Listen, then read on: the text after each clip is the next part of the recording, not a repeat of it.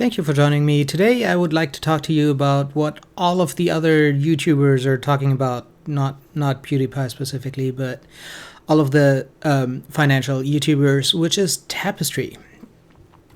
So Tapestry is a brand that has several fashion brands, namely Coach and Kate Spade and a few others.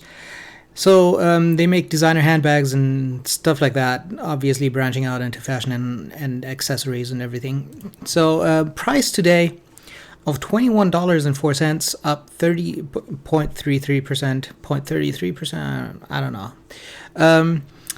On a day where the stock market actually went down significantly, and by significantly I mean less than 1%, but still that's fairly decent loss.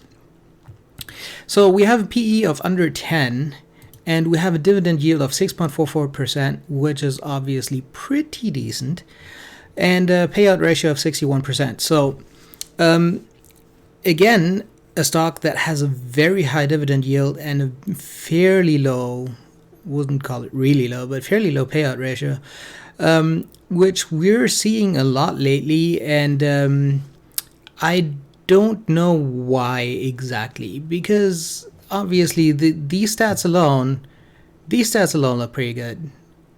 That with a PE of under 10, it just combined, why would anyone not buy the stock? Anyway, we continue with a revenue growth of 5% last year, overall fairly inconsistent, which means before they grew 5% last year, they grew 30%, and then they grew 0-ish% for a year. So reasonably inconsistent, but up is always good. So earnings growth even more inconsistent, but even more growth last year. So they went from 300 and something million to 600 something million. So obviously that year pretty good, but before that it went down, and before that it went up. So inconsistent earnings growth, which obviously then is a reason why the dividend yield would not entice everyone to just storm Kate Spade and buy the stock.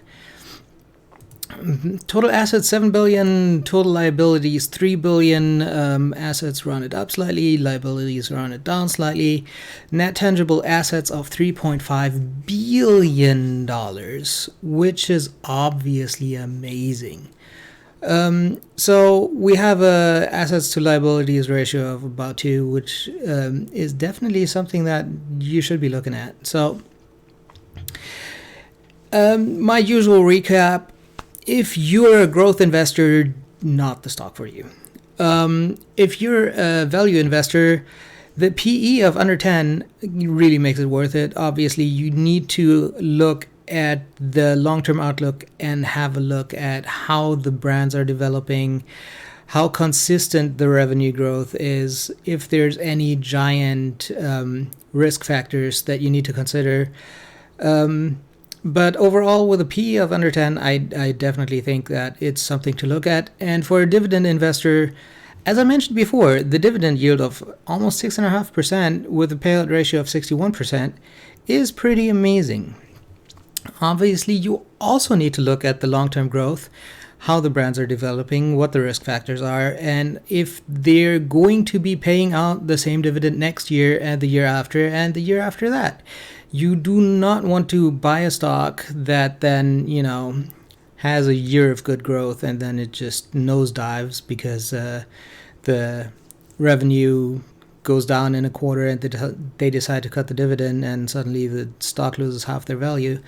But with a PE of under 10, I don't really see that happening. So I think it's actually a pretty decent stock, both for a value investor and for a dividend investor. So me personally, I don't know too much about handbags, I have to admit. I definitely do not know much about high-priced handbags, but looks like a good stock to buy. So do some research, look into their 10Ks and 10Qs, but it looks pretty solid from here. So I think I'll be buying a few shares might be adding a little bit to that, and see where it goes over the next quarter.